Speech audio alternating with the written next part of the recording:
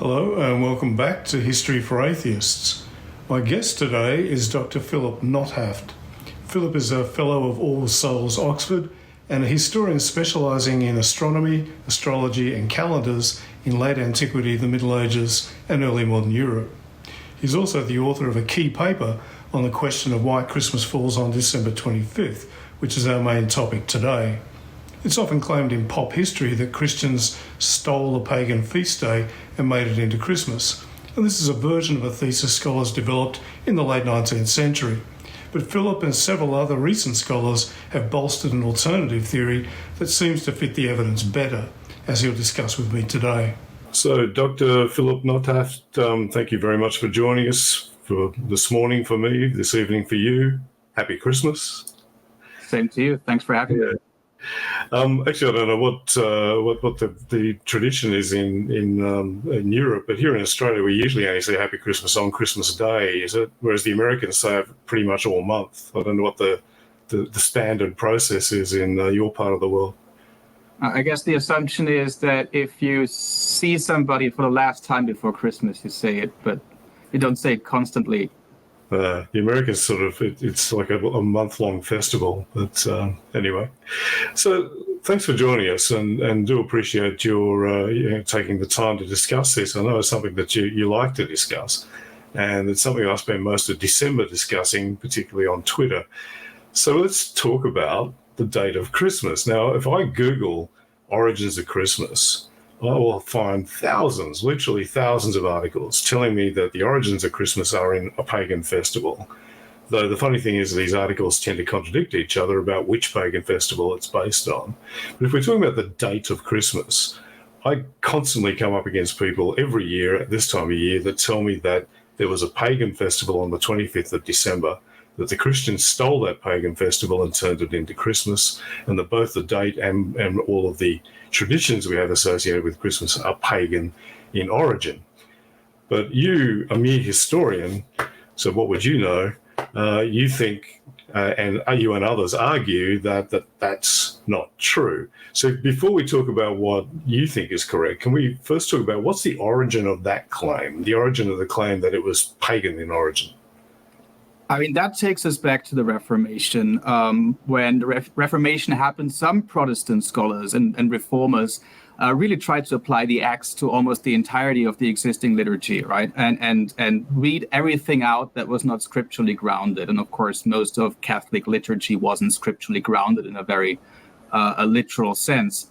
And one of the auxiliary arguments that were used, I guess mostly for polemical reasons, was to say that Catholic ritual and practice is full of the vestiges of Roman paganism, which is kind of an easy argument to make, given the way the papacy is rooted in the city of Rome. And in the 15th century, people had started to refer to the Pope as the Pontifex Maximus, which right away creates a bit of a link between the high priest of ancient Rome and the bishops of Rome. And so it became a very common polemical move to just accuse the Catholic Church in general of essentially continuing pagan practices. And Christmas was such an easy target in this regard because pretty much everybody who was educated knew about the Saturnalia. That was probably the single most well-known ancient Roman feast. It's mentioned in many classical sources. Most scholars would have been aware of the Saturnalia by Macrobius, which is a 5th century book, which is literally called the Saturnalia. It takes place at Saturnalia, and partly it deals with the origins of Saturnalia. So knowledge about the Saturnalia was very common, and a lot of the Saturnalia are kind of notorious for their sort of carnivalesque aspects. And those carnivalesque elements kind of resembled the way Christmas was celebrated in parts of Europe, especially England. Not so much Christmas Day itself, but the season, Christmastide, the 12 days of Christmas, had various rituals and practices attached to them. And of course, lots of eating and drinking and feasting and rowdiness that was very easily linked with Saturnalia if you squint a little bit. And so that became an extremely popular narrative, continuing to this day, right? That's still out there very much, as you said. But in scholarly circles, it fell out of favor and was replaced with something else, which is the idea that the feast of the Roman sun god, which was exactly on December 25th, is the precursor to Christmas. That's an idea that was first floated in the early 18th century by a scholar named Jablonski. and then was developed further and made even more respectable in the 19th century, especially by Hermann Usener, who was an important historian of religion at the end of the 19th century. And it remains the prevailing narrative for most of the 20th century. Thanks. So good summary. So let's go back to Usener and so on. What was their argument? Because the Saturnalia thing doesn't really work, because Saturnalia doesn't actually overlap with December 25th. No matter how many times people try to assure me that that doesn't matter, it actually does. And it certainly mattered back in ancient times when the dates were kind of important.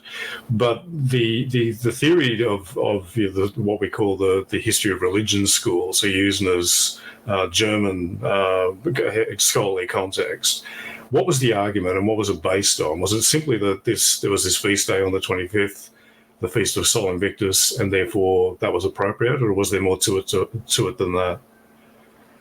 I think it was to a large extent propped up by a certain theory of how not just Christianity developed, but other religions in the Roman Empire. The way Usener looked at this was he thought there was a kind of competition between Christianity and other religions that in some sense were quite similar to Christianity. He had this idea that Roman religion in general slowly moved towards a kind of henotheism or even monotheism in the course of late antiquity. And he viewed Mithraism for one thing, but also Sol Invictus as examples of a tendency for non-Christian Romans to focus their worship and their sort of their whole religious life around one particular deity. And the idea that Christianity, that religion in general becomes more intellectualized in this period is also part of his narrative. And so his idea is essentially that Christians, by placing a feast day on the same date as the already existing Sol Invictus Day, are creating are making a move as part of a competition in a wider religious marketplace. A very successful move because apparently this new feast day on December 25th was so attractive that other non-Christians started to join, or it maybe kept Christians from defecting to the other side, right?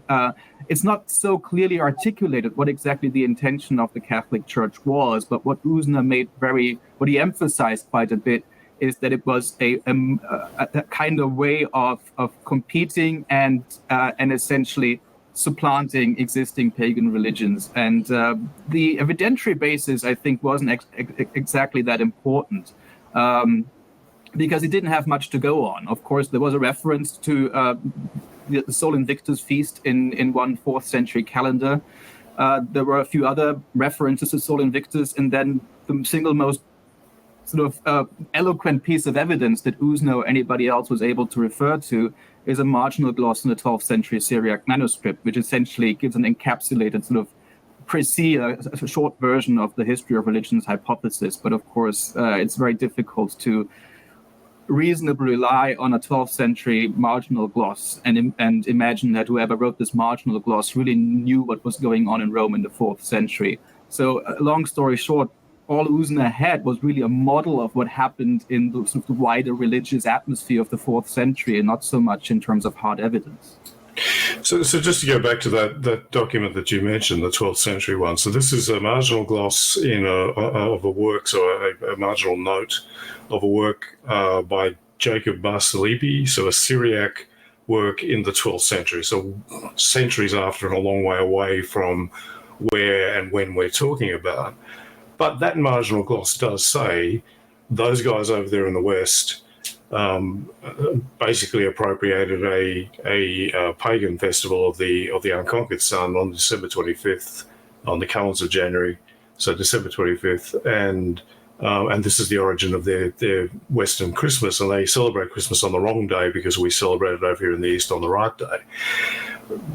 That sounds like pretty much what Usener was arguing. So why can we sort of maybe disregard that? So this unknown Syriac author, he doesn't mention Sol Invictus. He was probably completely unaware of this deity. In fact, even in the West, it took a long time until the 18th century for the existence of this Sol Invictus cult to become part of the scholarly discussion, because it's so poorly attested. That's why before the 18th century, everybody talked about Saturnalia. That was much better known. So the Syriac author, all he knows is that December 25th was associated with the solstice, and he argued or assumed that this date was an occasion for solar worshippers to engage in solar worship. It's a very general notion, and it's not surprising that somebody in Syria would say something like that, because in antiquity, Syria was indeed a center of solar worship. There were several cultic sites in Syria, in Edessa and Emesa, where solar worship went on, probably with a much longer tradition probably than in Rome. And it's quite possible that he had some notion of that, even though that's not for sure, because the purpose of his argument is, of course, polemical. He's somebody who thinks that January 6th is the correct nativity date of Christ, which used to be a widely accepted date in the East in late antiquity before it was phased out in the 5th century. But it continued to be celebrated on that. The nativity continued to be on January 6th in some churches. The only holdouts that exist nowadays are the Armenian Apostolic Church in Armenia, and then separately in Jerusalem. Yeah. And so the context of this marginal gloss is somebody who still adheres to this alternative tradition and tries to discredit the mainstream date of December 25th. But given the large chronological and geographical chasm, there's no good reason to assume that he had any privileged access to information about what happened in late antiquity. At most, he might have heard, and again, that's just a wild guess, he might have heard, maybe through intermediaries, of Epiphanius of Salamis's work, which is from the late 4th century, who also kind of disparagingly refers to December 25th as a solstice date, and who's also in favor of January the 6th as the actual nativity date. So maybe that's an echo of Epiphanius, but that's just a guess on my part.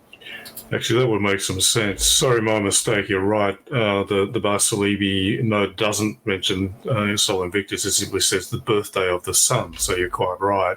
But what I was thinking of was a slightly earlier reference in that work attributed to John Chrysostom, the solstices and equinoxes. And it says, our Lord too is born in the month of December, the 8th before the calends of January, that's 25th of December. But they, the pagans, call it the birthday of the unconquered.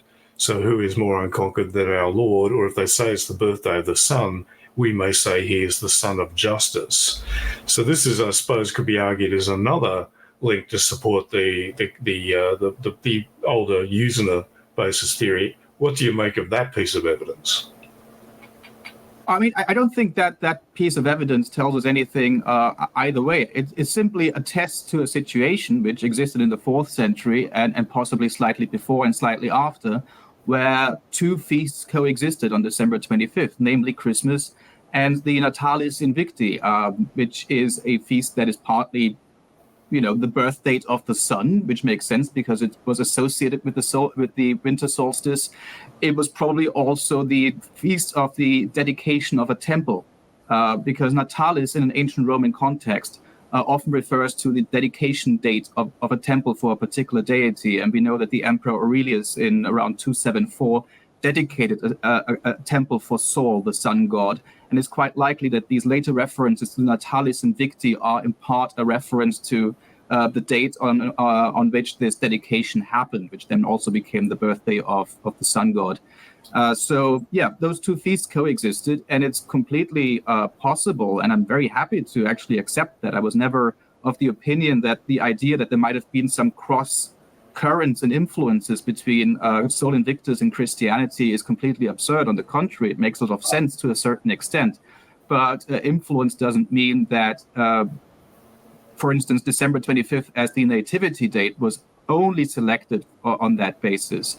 What I believe and what I think quite a few other scholars currently believe is that there must have been other factors involved. But as you correctly say, that is an interesting source which just attests to the awareness of Christians that there's some other religious aspect to this particular date in the Roman calendar, and there's to a certain degree a competition going on between Christians and non-Christians. That is undeniable, but that is not enough to support a fully fledged history of religions hypothesis without any qualifications. Which kind of brings us to probably the main piece of evidence that this all centers on, which is the chronograph of 354. So that's the 4th century document that you alluded to before, which says for its entry for December 25th that this was This was to be 30 games, so 30 chariot races were ordered for the birthday or the natalis of the unconquered one. So there was definitely, pretty clearly from this, there was definitely some kind of soul festival celebration on the 25th of December. It involved chariot races, and natalis is often translated as the birthday, but you are saying possibly a reference to the dedication of a temple. We know that Aurelian did dedicate a temple a century before.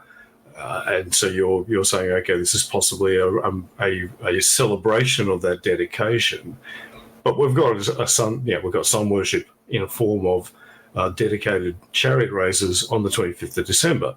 So couldn't this be what the Christians appropriated? Well, it could be.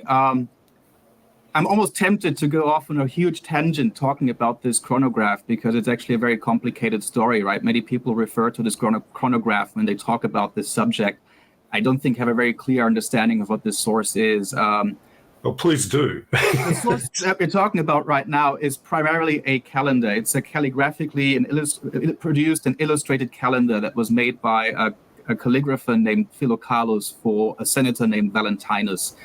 And the reason it's dated to 354 is because in manuscripts, it appears side by side with a number of different lists and smaller texts, which all have some kind of historical and chronographical or chronological significance. And there's this theory that this Philocalus character didn't just produce this one calendar, which contains Roman feast days and is very non-Christian in character, but also it produced an entire codex which contained all of this other material and satellite text and lists and so on. And then supposedly this codex survived into the Middle Ages, into the 9th century, when a very faithful copy of it was made, which then survived into the early modern period, when lots of other copies were made and also drawings of the illustrations that were originally accompanying this calendar. And what we have now are mostly just these early modern copies, plus a couple of medieval fragments, but the medieval fragments only cover a tiny percentage of the entire calendar codex. Okay. And this used to be widely accepted, but more recently scholars have started to scrutinize the transmission history of this entire anthology of material, and now it looks like this transmission history was much more complicated, and we can be much less confident about what was actually in the original 4th century codex, and also whether there was such a codex to begin with. It's likely, but there are far more question marks surrounding this than there were even a couple of years ago. What this means for the calendar is that we have to be a bit more cautious. The year 354 derives from the fact that some of these lists, we have, for instance, a list of consuls, we have an Easter table, we have a list of prefects of the city of Rome, we have a list of Roman bishops, we have the burial dates of bishops, we have a list of martyrs, all sorts of stuff. And some of these lists end in the year 354. Other of these lists end at other lists don't necessarily end in that year, but they match this general context. And if we assume that the calendar from the beginning was a fellow traveler of these lists, we can say it existed by the year 354. That is still very likely, but it's not that we can say definitively this calendar was drawn up in 354. In fact, I find it likely that it is in fact an older calendar, which was at some point copied and then bound together with these other lists. The content of the calendar, I have to say, does match the reign of the Emperor Constantius II quite nicely, which is, I think, from 337 to 361. Of course, 354 falls somewhere in the middle of this time period. So it's still perfectly legitimate to date this source to roughly the middle of the 4th century. But I just wanted to go on this tangent to explain how difficult it can sometimes be to assign dates to ancient sources. And we deal with material that is so fraught with difficulties. There's also, of course, always this looming possibility that stuff has been interpolated into at some point. Dates are particularly prone to be retroactively added to texts. Fortunately, with a mostly or almost exclusively pagan calendar, we are probably a bit on the safer side, because the idea that a medieval scribe just invents a pagan feast and puts it in a calendar like that is a bit less likely. But yeah, we have a calendar from the middle of the 4th century, which is our very first reference to this feast. And since Natalis has this connotation of being a dedication, commemorative or anniversary date for temples, it is by no means absurd to assume that we're dealing with a feast that goes back to the Emperor Aurelian. Stephen Hijmans has cast a lot of doubt at this possibility, but other scholars have recently pushed back against that. And I think overall that is still a pretty good hypothesis. But Sure. Hijmans is certainly right that we have to be super careful in drawing conclusions from this material. So calendar. Sorry, go on. Thanks for the digression on that, because actually I've done some reading on the chronograph, but I wasn't aware of that last point. And we love a pedantic digression here at History for Atheists, so I'm all for it. But you just touched on a very interesting point there, which is, okay, we've got a reference in the 4th century of some kind of celebration on December 25th associated with the sun god. But how far does that get us, I suppose, is the key point that all this turns on. And you mentioned Hijmans, who I think is amazing. I agree with you. I'm not sure I'm absolutely convinced where he pushes back on the whole Aurelian thing. I think that's most likely. But that aside, this is the point at issue, because he argues, and I believe you agree, that this is a new festival. It's not some ancient Sol festival that has been going on for centuries. This is actually new. It was instituted probably about a century before. Am I right in saying that that's kind of where things stand for you as well? Yeah, I mean, I don't see any reason to assume it predates the reign of the Emperor Aurelian. There is no evidence of a Roman solstice festival. I think another tangent one can embark on here is to point out that not every pre-Christian religious culture was hugely interested in equinoxes and solstices, right? There's this perception that many people have that all pagans everywhere were completely gung-ho about celebrating the stations of the sun, because there's this 19th century idea that ancient paganism was all about nature worship. That model doesn't work if you try to apply it to ancient Roman religion. Which operated very differently. The ancient Romans in Republican and pre-Republican times, of course, had festivals that originally had some connection with the harvest cycle, which is something completely mundane.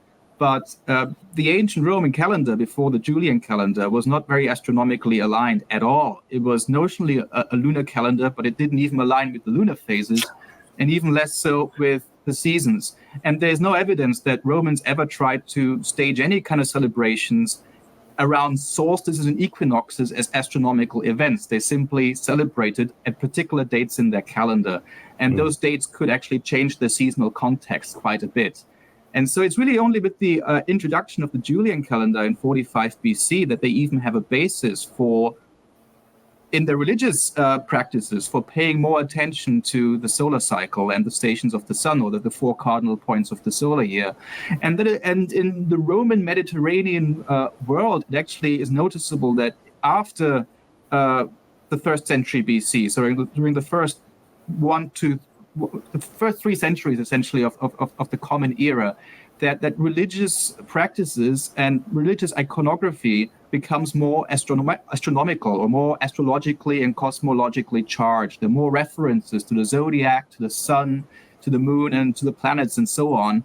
And the Julian calendar, which is a solar calendar, which is really the first calendar of antiquity that actually tries to follow the annual course of the sun through intercalation, probably had a lot to do with that, right? It actually put religious worship on a new basis, on a new calendrical basis that didn't exist before. And so from that vantage point alone, you can sort of argue it's likely that this whole idea of having a solstice festival or of worshipping or commemorating the birth of the sun on a particular date is a late development that is not hugely deeply rooted in Roman religion. It's a bit different in further east, where solar worship has a much longer pedigree. Okay, so what that means is effectively we've got this one reference to a festival of some kind associated with the sun on December 25th, but what we don't have is any earlier references to solstice festivals on that date. We don't have. We should point out that December 25th was sort of like the traditional date of the solstice, even though astronomically it isn't. And they knew that, but they kind of celebrate, or they marked it, didn't celebrate it. They marked it on the 25th.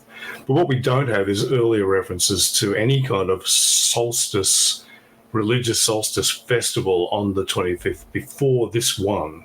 Yeah. So this seems to be relatively new. And then we get to the problem of, okay, so when did Christians start marking December 25th as the birth of Jesus? And how does that line up with this evidence? So maybe if you could talk us through that. Yes, of course.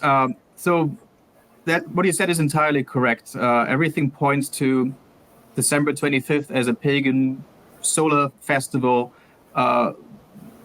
being a very late invention that doesn't predate the 270s. But for proponents of the history of religions hypothesis, that was never much of a problem because they assumed that all of the references to Christ being born on that date are later than that.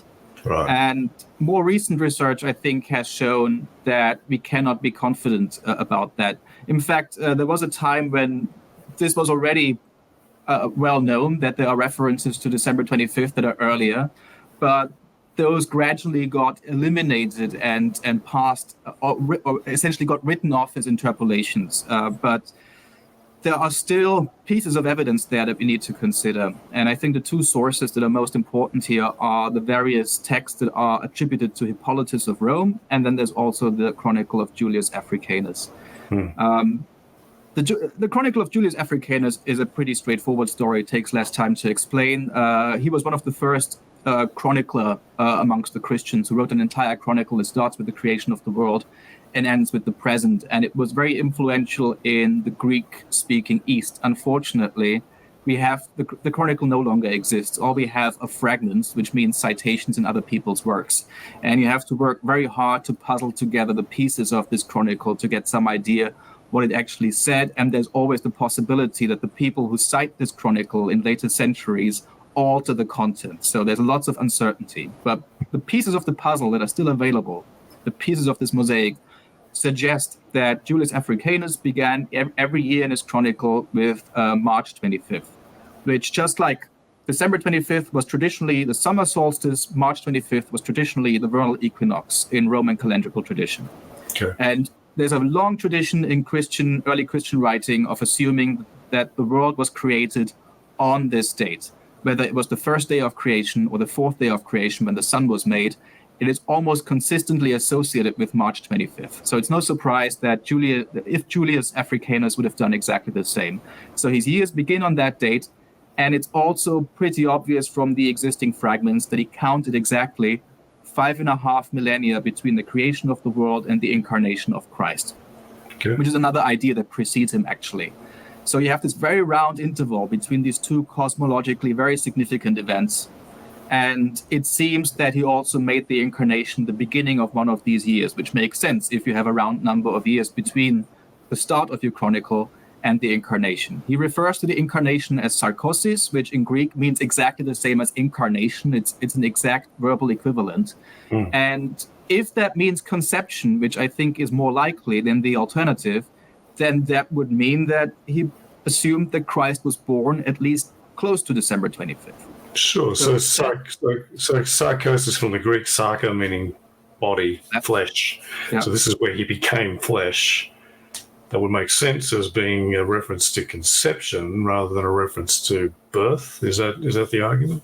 That's the argument. And if that's so, then we have a very early attestation, not of December 25th, but of a chronological framework that basically dictates that the birth must be somewhere near that date. Yeah, because conceived on March 25th means 9 months later he's born on December 25th. So it's implied rather than stated, but it's solidly implied. Okay, gotcha. And that is, just to follow up with a quick note, that is also interesting in light of a number of other sources that set in at the end of the 2nd century and continue into the 3rd century, that all in some way or another seem to imply that Christ was born in winter. And the earliest nativity celebration that we know of, which is Epiphany, which also probably begins in the 3rd century, also falls in winter on January 6th. So this idea that Christ was born in winter has quite a few sources pointing towards it. So Julius Africanus was not isolated if he thought that. Okay, so he's working in a context. So what about the other works you mentioned, so the ones attributed to Hippolytus of Rome? How do they fit in? That's not a difficult case. We have so many problems with these sources. So with Hippolytus, we have a name that is attached to a whole slew of different texts. It's unlikely that they're all by him.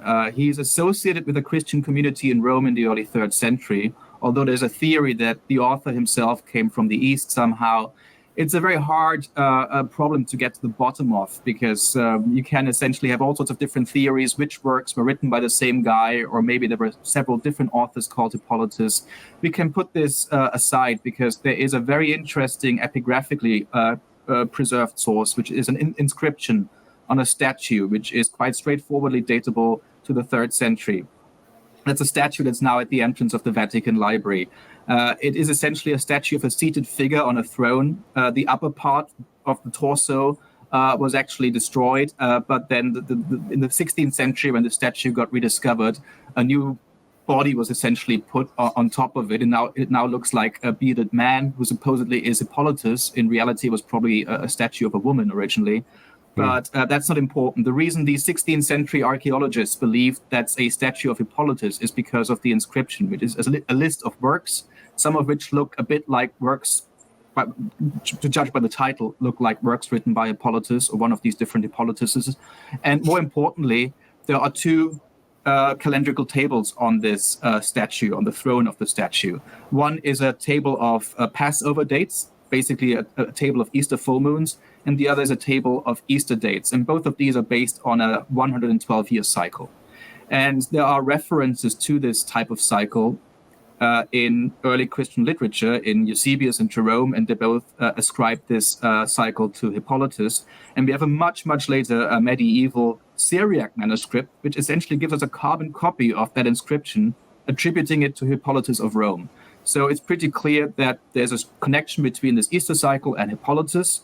And the cycle, the lunar part of the cycle, begins in the year 222, which is the first year of the reign of Alexander Severus. And that's also confirmed by written sources. So we have an inscription that obviously wasn't interpolated into, because it's the original inscription. And it gives us a very interesting window into the way early Christians conducted chronological research, because once they had this tableau of Easter full moons, which is essentially the date of Passover calculated for a year-by-year basis, because that date changes in the relative to the Julian calendar. So you essentially need a table to look up when Passover will take place in the Julian calendar. And if you have this tableau, you can also apply it to the past. You can essentially use this cycle to extrapolate towards much earlier dates, and that's exactly what one author or user of this table did. He annotated a whole slew of different biblical Passovers and assigned them to different years in this table. And that includes the birth or conception, possibly, and the crucifixion of Jesus. And the crucifixion, for instance, is assigned to March 25th in AD 29. And that is very, very interesting, because this crucifixion date of March 25th, AD 29 became extremely widespread in the Latin West. It became the canonical tradition. The year AD 29 is sort of phased out in the 5th century, roughly speaking, but the date remains canonical throughout the entire Middle Ages. And what this inscription does is essentially give us an explanation of how it was arrived at. Because without this inscription, right, you have no idea why Christians are so convinced that Christ was born on, that he was crucified on this particular date, right? Where does this come from? But thanks to this Easter cycle, we actually have an hypothesis of how they might have tried to figure that out using a kind of astronomical calendrical method. And that is an interesting data point, because there's this obvious hypothetical connection between March 25th and December 25th. And that's one data point that definitely needs to be looked at. Please. So just wanted to elaborate on that point, because then the question is, okay, March 25th as the date for his death, we've got an establishment for that. How do you make the jump between that and what seems to have happened from the evidence from Africanus you were talking about before, which is associating that date with the date of his conception? How does that work? So the short, there's no direct evidence that would explain this, and that has often been used as an argument against the so-called calculation hypothesis. There's like this arbitrary decision to parallelize the crucifixion and the conception. I think there are potentially two explanations here. One has to do with the prior existing assumption that Christ must have been born in winter. And there was a way of establishing that assumption or justifying it using biblical exegesis, because there's a story in the Gospel of Luke about the conception of John the Baptist that was often read to imply that this episode happened in autumn. And we can talk about that. But let's just put this to one side real quick, because there's another possibility here that needs to be considered a little bit more, which is the importance of March 25th as the date of the creation, which I mentioned earlier.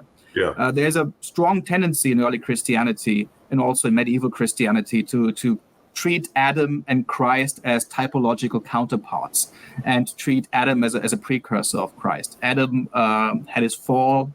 The fall of man happened on the sixth day of creation, according to Christian tradition, because the assumption is that he was created on that date and immediately messed up, right? He didn't even stay in paradise for one day. He got expelled on the same day on which he was created. That is a very common assumption in Christian exegetical tradition. Yeah. And Christ died on that day of the week. So we have one chronological parallel.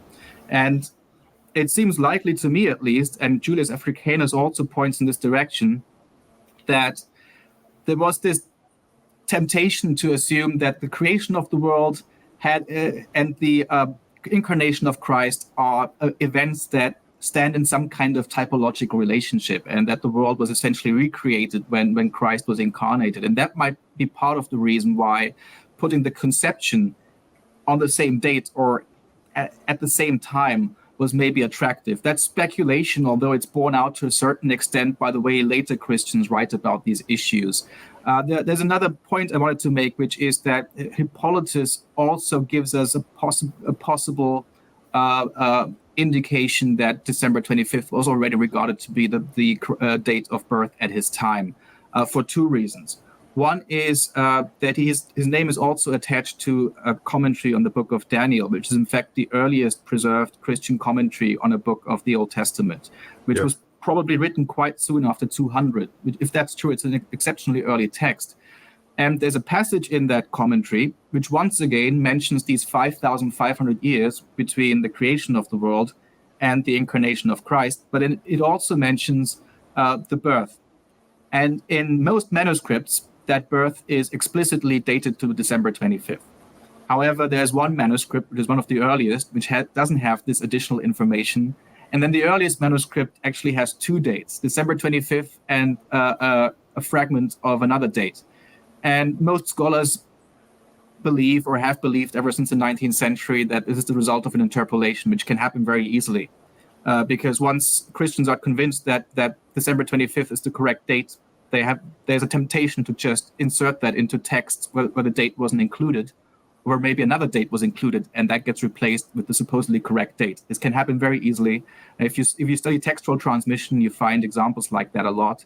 Yeah. So we can't rely on that passage, unfortunately, which is a big shame.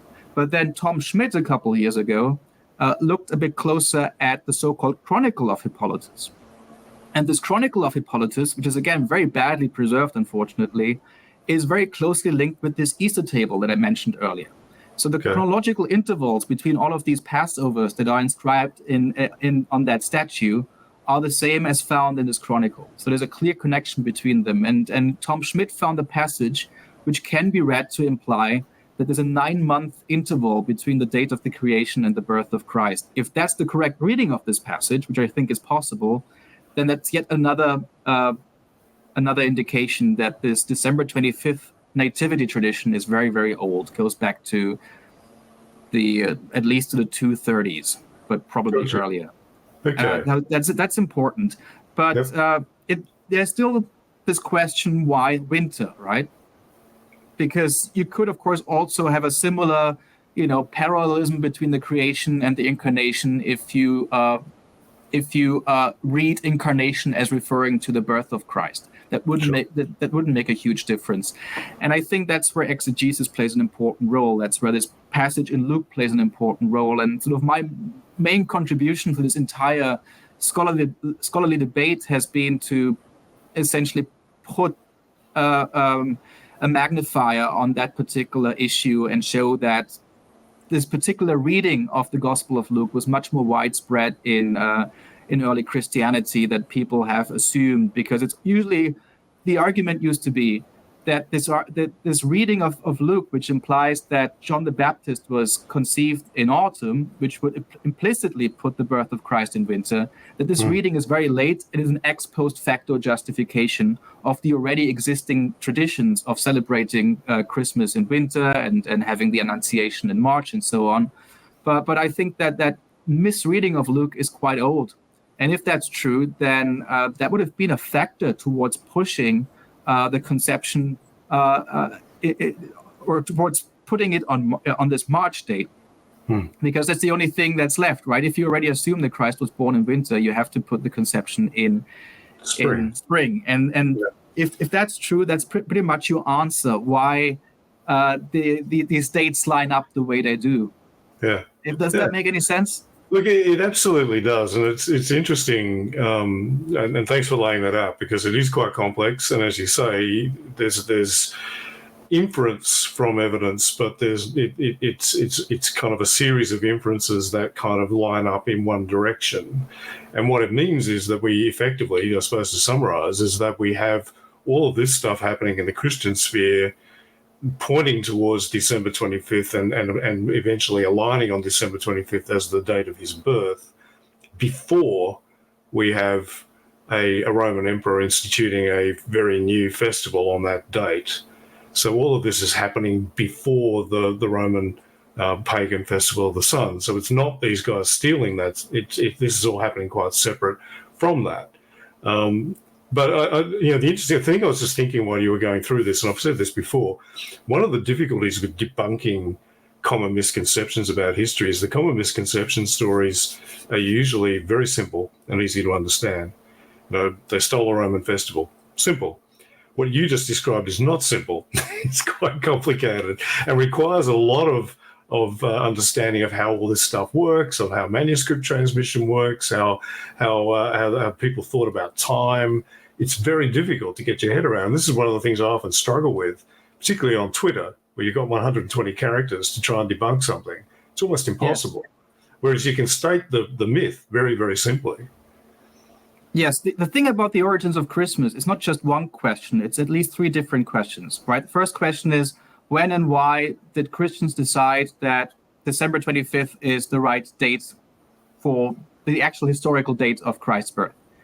That's one question. The second is, how and when did the church decide to make that nativity date the occasion of an actual event in the liturgical year? When did this become an ecclesiastical feast? That's potentially a completely different question, a different answer. Yeah. And then the third one is, where do our Christmas customs come from? Yeah. And there's this tendency to conflate all three questions because the assumption is they all have the same answer. It's extremely unlikely. True. Just on that second question, that's actually quite a good point.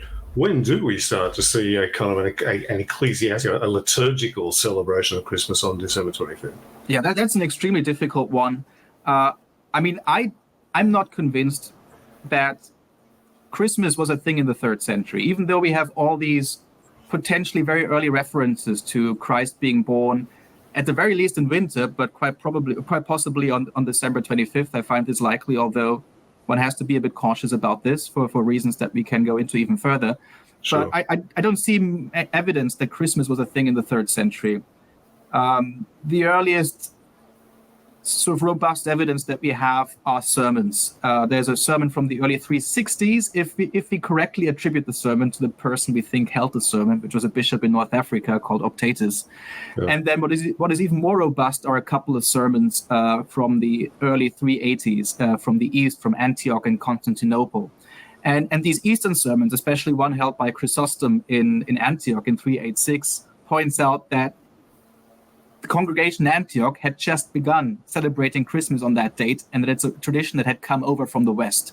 So it was not native to the East, it came from Rome, apparently. And that makes sense because December 25th is also attested in some of the lists of the chronograph of 354. So the calendar that we talked about has the pagan feast, and then some of the other lists mention. Well, the consular list mentions the birth of Christ on that date, although that could be an interpolation. And then there's a list of martyrs, which begins with the birth of Christ on December 25th. And since actually, I think it actually mentions born in Bethlehem in Judea. I think is so it's quite explicit. Yeah. Right, yes. And since the list of martyrs is sort of a semi-official ecclesiastical document, people have assumed that is probably that the presence of the dates in this list and even being at the beginning of the list kind of implying that we have sort of a liturgical year that begins on December 25th, although that's speculation, that this presupposes that Christmas is already an official feast in Rome. Because you have to be very careful. Just because a text mentions that Christ was born on that date doesn't mean they have a feast, especially knowing how skeptical Christians in the 3rd century were about birth dates, whether it's birth dates of persons or birthdays of individuals or of gods. We have a whole sort of slew of authors who make fun of that idea. So we have to be very cautious here. The chronograph attestations could point to the existence of Christmas as a liturgical feast, but it's only the sermons that are a bit later that definitely support that Christmas was already an event in the liturgical year. Having said that, we know nothing about how Christmas was celebrated apart from the fact that people went to church and listened to sermons. Right? That is very disappointing if the whole reason you're having this debate is to prove that what people are doing in the 21st century on Christmas Day has anything to do with what happened in the 4th century. Which brings us to your last point about the third issue, which is the origins of how we celebrate it, and this is something that I kind of have got into a lot of detail on elsewhere, because a lot of people who just get their information from the internet would assume that Saturnalia is pretty much where it all began. Saturn he's basically Santa, and everyone was feasting and decking the halls with boughs of holly and giving each other gifts and setting up Christmas trees and so on. Most of which is complete nonsense. But what are your thoughts on the claims that are made about everything that we do at Christmas being pagan in origin? Yeah, I mean, the big problem I have are the geographical gaps. There are, of course, also huge chronological gaps between the last attestation of any Saturnalia tradition, for instance, and the earliest attestation of the parallel traditions that we find in Christianity. I mean, the most plausible one or the most interesting one is, of course, Lord of Misrule and the Boy Bishop, which are traditions that are tested in some parts of Europe during the Christmas period, not on Christmas Day itself, but sort of the 12-tide period. They look a bit like the Saturnalia princeps, if you squint a little bit. But the problem is, why do we find these traditions in certain pockets of Europe? Why don't we find evidence of that in Italy, right, where Saturnalia originated from? That's always the thing you have to bear in mind. A lot of these discussions are completely detached from geography and also from chronology. So without a plausible link has to explain how a tradition travels from one part of the world to another, but is not attested at its place of origin. That is an obvious problem, right? And so without these kinds of attestations and evidence that can help us create these links, we just have to be agnostic. Yeah, and look, I think that's a really good point. It's one that a lot of people don't grasp. They see a parallel, even if the parallel isn't actually real. But even if it is, as you say, the Saturnalia princeps tradition and the Boy Bishop tradition or the Lord of Misrule traditions, they're pretty close parallels. Does that mean derivation? That one is one I'll say is probably is a maybe. I think there's potential. But I always then caveat that by saying, but in hierarchical societies, it makes sense that you would have a similar sort of tradition arising in different places without a connection, because we see plenty of traditions that are pressure valves for hierarchy. So you have the court jester tradition, you have various others. Native American traditions are the same. So is it a parallel? Maybe. Is it a derivation? That's even an even bigger maybe. The other one that I think is a possibility is the gift giving tradition at Saturnalia, that may be connected to various gift giving traditions that have now become part of Christmas. So there's the one on the Epiphany with the Magi, which is sort of a Southern European tradition. Then you got the St. Nicholas one, which is the origin of our Christmas gift giving.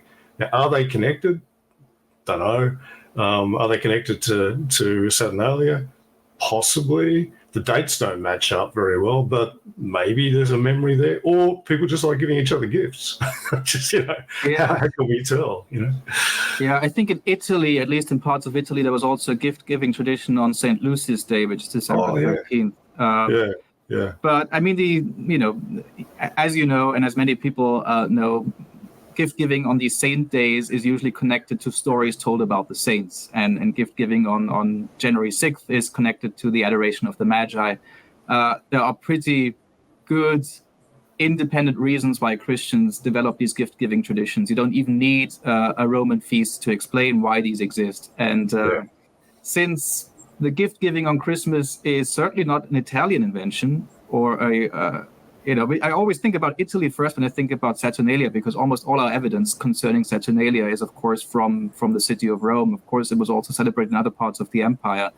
But it is remarkable that Saturnalia left so little traces in Italian holiday traditions, but then you go further north to England, and all of a sudden you have these supposed parallels, right? That always throws me off. Yeah, it just doesn't quite connect. Yeah. With the gift giving, since we can sort of independently explain why these gift giving traditions originated, we don't really need Saturnalia. That would be my point. Although it's certainly reasonable to say maybe. There's nothing wrong with saying maybe about that. Agree. So Philip, look, we've spoken for nearly an hour, and thank you, because I think what you've done is you've led us through a fairly complicated line of evidence. You've been very open about where we're drawing inferences between the maybe connected pieces of evidence. You've explained how this whole line of argument works. My final question to you would be, where do you think the state of the question, going back to the date, where do you think the state of the question stands in scholarship at the moment? Because I recently read the latest edition of the Oxford Handbook of Christmas, where I'm trying to remember his name now. David. Yeah, it was David Bertainer is the guy who wrote a chapter on the date, and he takes you through. Sorry for interrupting. He writes the chapter on the Christmas tree. The chapter on the date is by Paul Bradshaw. You're right. Sorry. Yes, you're absolutely right. This is me quickly looking at my notes and picking up the wrong name.